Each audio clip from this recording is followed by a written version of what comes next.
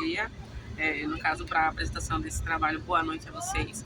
Eu sou Deisiane, faço parte, né, da turma pós-graduação, e esse é o ensaio, a apresentação do ensaio, que envolve a temática do meu projeto, a produção de cerveja artesanal em Salvador e região metropolitana, e as discussões sobre desenvolvimento e do território, né, tanto nas aulas como na pesquisa, né, para fazer a elaboração desse ensaio, é percebido, no caso, eu percebi enquanto pesquisadora, né, enquanto estudiosa, somente nessa parte da temática do turismo, e a gente discute sobre a complexidade do turismo, dele ser multidisciplinar, interdisciplinar até, a gente fala até do transdisciplinar, porque tem muitos elementos, muitos olhares em cima da prática turística,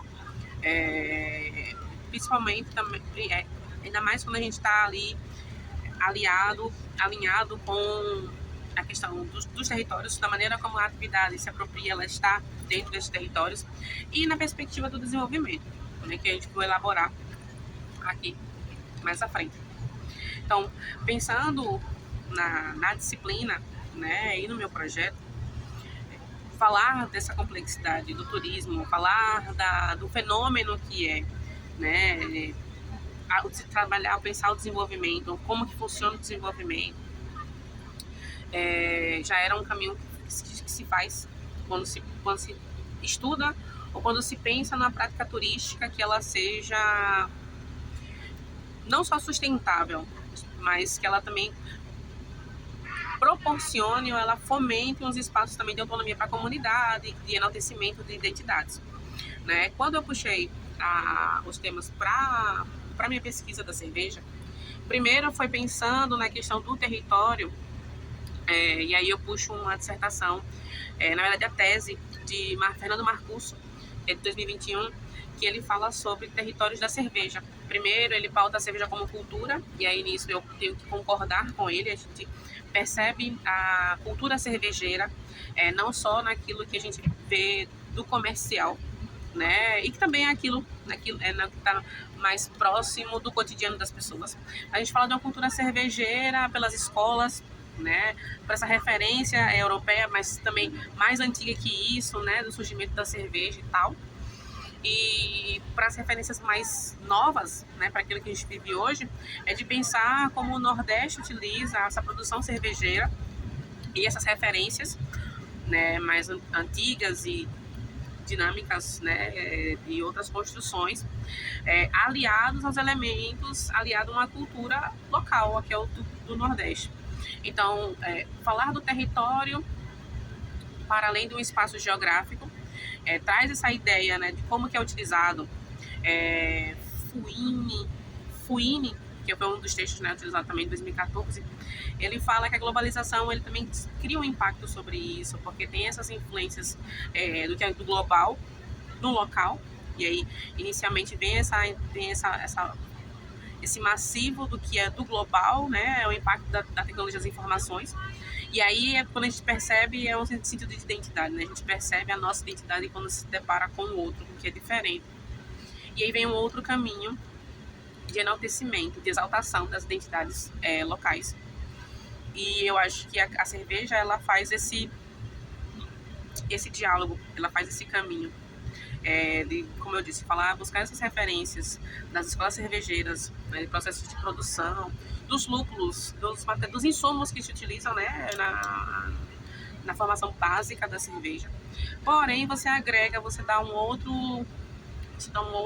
leitura, um outro significado, quando você faz essa utilização dos insumos locais, das pessoas, dos atores que são envolvidos nesse processo.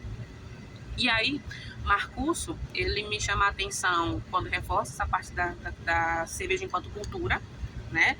E porque isso acaba validando também sobre um outro termo que ele coloca, que é o território da cerveja.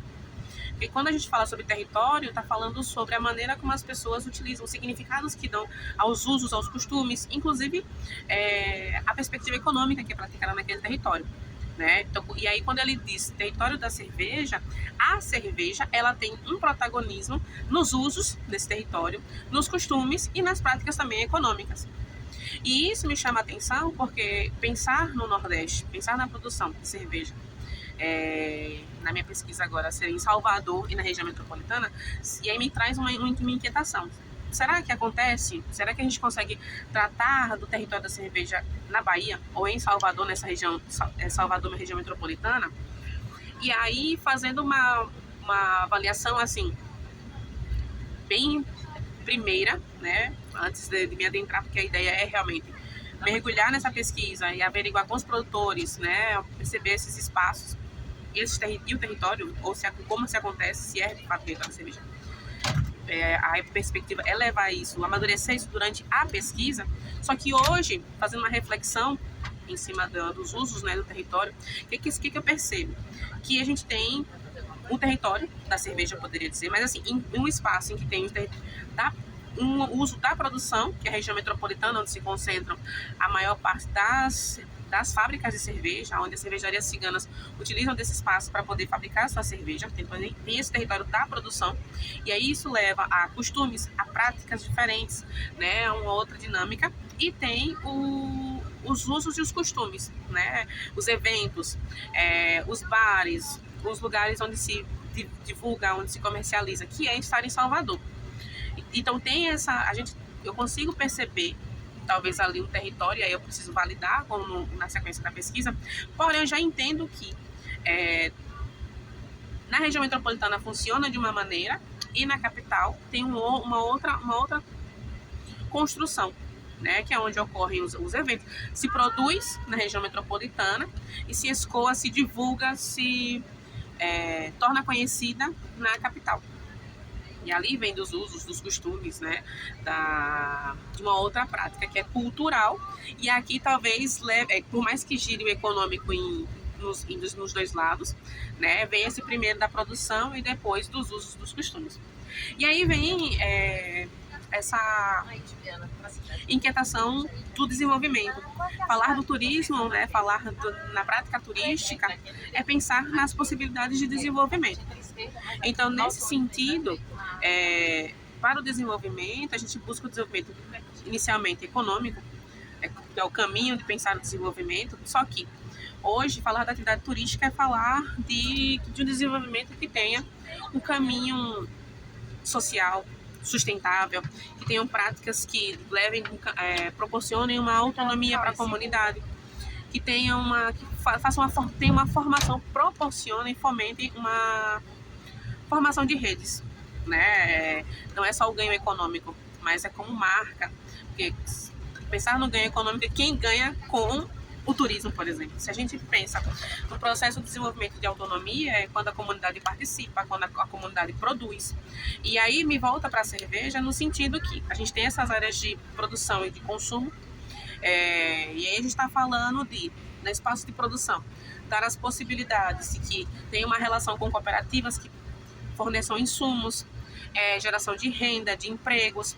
Nos bares, né, na capital, que tem essa divulgação, a realização dos eventos, o evento para poder divulgar a cerveja e ela seja acessível, tornar a cerveja acessível, de próxima da comunidade, da população local, como também do turista. Para o turista tem um diferencial, né? A cerveja baiana é a cerveja feita com pimenta, é a cerveja feita com mel de cacau, a cerveja feita com cupuaçu, maracujá selvagem. Então tem essas distinções.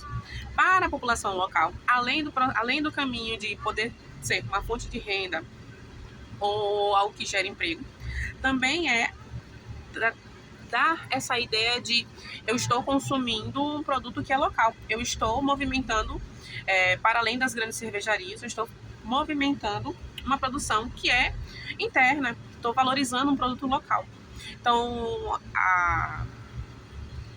essa discussão ela acaba me trazendo essa inquietação maior, eu acho que mais pelo território, porque o desenvolvimento, pensar no desenvolvimento local a partir do produto que seria a cerveja, ou da atividade turística, né, do turismo cervejeiro em cima, enriquecedor, é uma coisa que eu já levava comigo, mas pensar no território da cerveja e como ela acontece entre a capital e a região metropolitana é o que mais me intriga nesse momento.